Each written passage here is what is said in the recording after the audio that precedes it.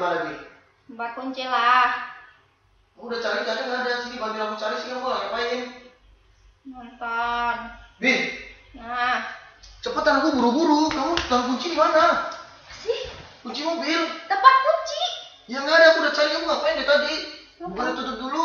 Lagi nanggung. Kamu kok kayak gitu sih, sekarang udah berubah banget. Berubah apanya sih? Ya sekarang kamu nggak mau. Waduh, bro. Kenapa sih? Tahu tuh. Kok ribut-ribut sampai ke dalam tangga lu, nggak enak lu? Ya nonton terus, sekarang nonton Korea terus nonton terus. Yang ada waktu aja lu. Oh, baru nonton kali ini juga. Baru-baru begini apa bagaimana? Dia nggak, dulu dia nggak kayak gitu, dia sekarang udah berubah. Sekarang udah nggak mengertiin aku lagi. Dulu dia biasa paling pengertian, bantu aku apa segala macam cepet. Bener begitu? Enggak. Jadi memang kalau di dalam sebuah rumah tangga itu ya kayak begitu tuh udah hal biasa. Persoalan klasik lah ya. Kalau suami istri ribut, mempersoalkan sesuatu. Yang namanya memang kalau di dalam hubungan suami istri itu cinta itu bisa teralihkan oleh berbagai hal. Nah sekarang yang menjadi persoalan itu adalah bukan bagaimana kita meributkan hal tersebut, tapi bagaimana kita mencari jalan keluar. Kan itu yang terbaik, betul? Nah, jadi sekarang saya teringat dengan apa yang dikatakan oleh pastor senior saya. Ya, mengenai bagaimana kita bisa merawat cinta kita supaya tidak teralihkan oleh hal-hal yang lain.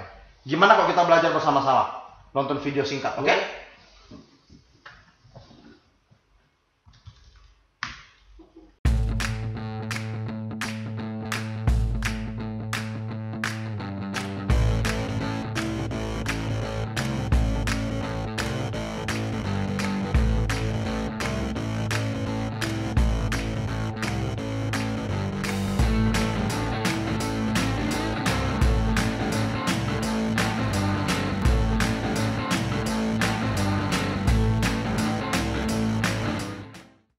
Shalom, menghargai pasangan hidup itu merupakan prioritas pertama sesudah kita menghargai Tuhan. Banyak pasangan di dalam pernikahan tidak mengerti prinsip menjadikan suami atau istri itu nomor satu. Pada waktu belum menikah, kebanyakan perempuan tertarik dengan pria, sekalipun wajah pria itu pas-pasan, karena pria itu memberikan perhatian yang luar biasa. Sebentar-sebentar selalu menanyakan kabar, sebentar-sebentar memberikan perhatian, sebentar-sebentar memberikan hadiah, sebentar-sebentar mengatakan kata-kata yang menyanjung, sebentar-sebentar mengucapkan kata-kata sayang, sebentar-sebentar mengucapkan kata rindu. Tetapi setelah pernikahan itu terjadi, banyak pria menganggap sang istri telah menjadi pasangan hidupnya. Maka dia tidak perlu lagi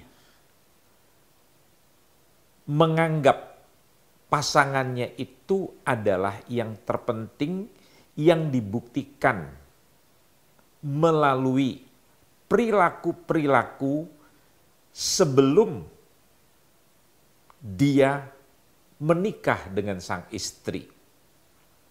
Sehingga kita bisa melihat sesuatu yang buruk terjadi dalam hidup pernikahan itu. Mari saya akan mengajak saudara membaca di dalam Injil Matius pasal yang ke-6 ayat yang ke-21.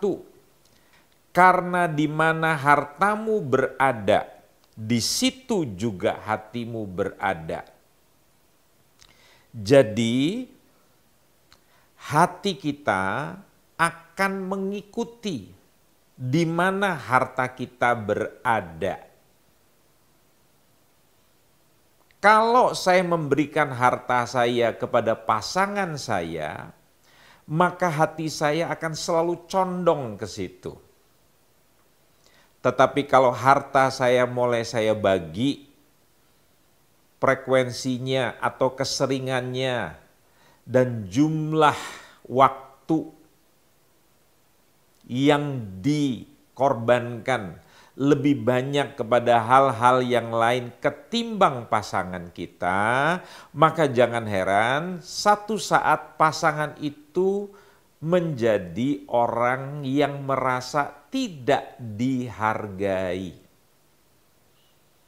Seringkali terjadinya perselingkuhan seorang istri atau seorang suami di kantor dikarenakan di rumah dia tidak dihargai seperti di kantor dia dihargai oleh teman-teman laki-laki atau teman perempuannya.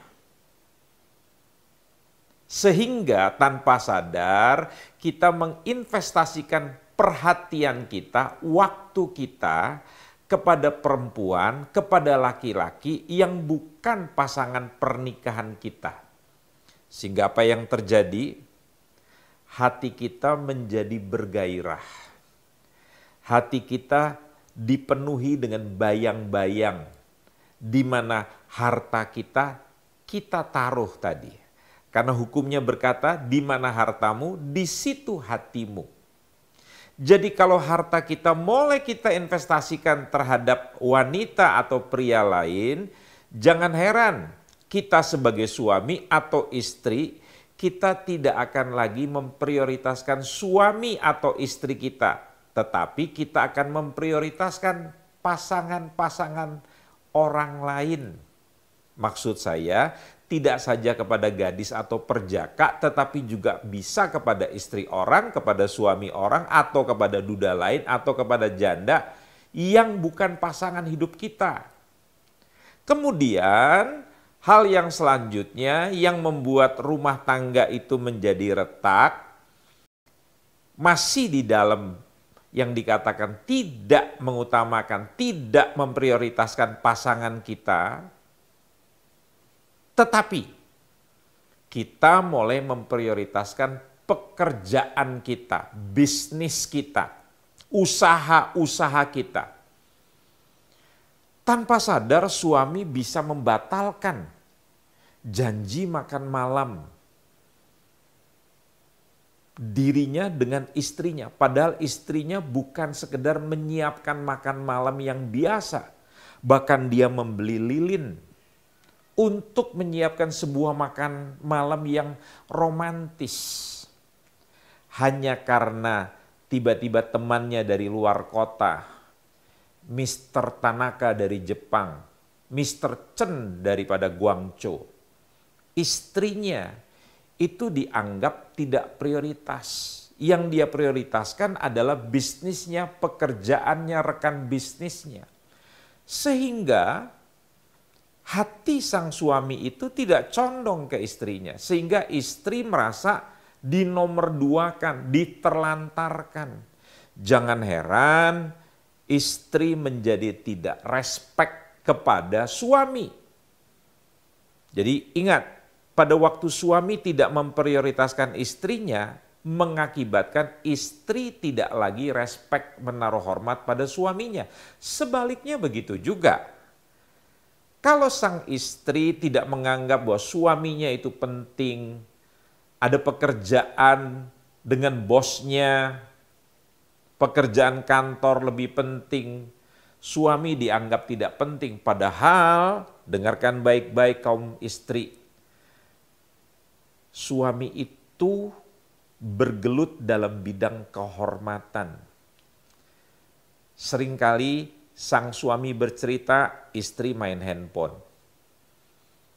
Suami bercerita, istri lebih tertarik nonton sinetron, drama Korea. Itu yang membuat suami merasa tidak dihargai dan hasilnya akan lebih fatal. Begitu dia keluar rumah, dia melihat perempuan-perempuan malam yang menyambut dia, yang siap mendengarkan cerita dia, yang memberikan respek yang luar biasa. Sehingga jangan heran, hati sang suami mulai tertarik kepada perempuan yang lain. Saya mau katakan hal ini bukan berarti mereka sama-sama tidak mempunyai kekuatan iman. Karena musuh itu bisa bekerja. Itu sebabnya kita perlu berjaga-jaga, ikutin aturan main. Karena di dalam pernikahan, sesudah kita menghormati Tuhan di tempat yang pertama, maka tempat yang selanjutnya adalah pasangan kita, ibu-ibu. Istri kita, bapak-bapak. Bukan anak-anak kita yang nomor satu. Kadang-kala ibu-ibu, bapak-bapak selalu menganggap bahwa anak-anak itu nomor satu. Ingat, hubungan kita dengan anak-anak itu hubungan temporal, sementara. Kenapa? Suatu hari anak-anak akan pergi meninggalkan orang tua bersatu dengan pasangannya.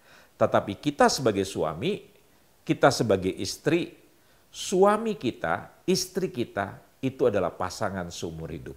Jadi latihlah keharmonisan, latihlah kemesraan, hormatilah suami, hormatilah istri Anda.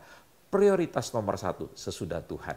Maka rumah tangga Anda akan menjadi rumah tangga yang luar biasa. Amin. Setelah saya mendengarkan pesan dari Pak Andreas, saya jadi sadar sikap saya tadi cuekin suami saya tuh nggak baik. Tapi sebenarnya saya nggak ada maksud kayak gitu loh kok. Bukannya saya mau cuekin suami saya. Cuman kan kadang memang saya butuh me time, butuh hiburan untuk diri sendiri gitu. Cuman ya saya sadar saya salah kalau tadi saya nggak ngebantuin dia. Padahal kan dia lagi butuh bantuan saya. Mami minta maaf ya dia. Iya dong, saya maafin. Luar biasa. Itu baru. Pemirsa yang terkasih dalam Tuhan Yesus. Kita telah menyaksikan sebuah video singkat. Bagaimana di dalam kehidupan rumah tangga, ternyata ada riak-riak kecil yang menghiasi kehidupan rumah tangga ini. Bahkan terkadang kehidupan suami atau istri bisa mengalami distraksi atau mengalami pengalihan-pengalihan. Sehingga membuat cinta itu menjadi memudar. Tetapi satu hal yang perlu kita ketahui, bahwa bukan bagaimana kita mempersoalkan pengalihan itu, tapi bagaimana cara kita menyelesaikan persoalan itu. Sehingga cinta yang ada seperti dulu boleh kembali seperti semula. Karena itu saudara, saksikan terus acara home kita, House of Merit, pada episode berikut. Dan kita akan mendapatkan berkat yang luar biasa. Tuhan Yesus memberkati.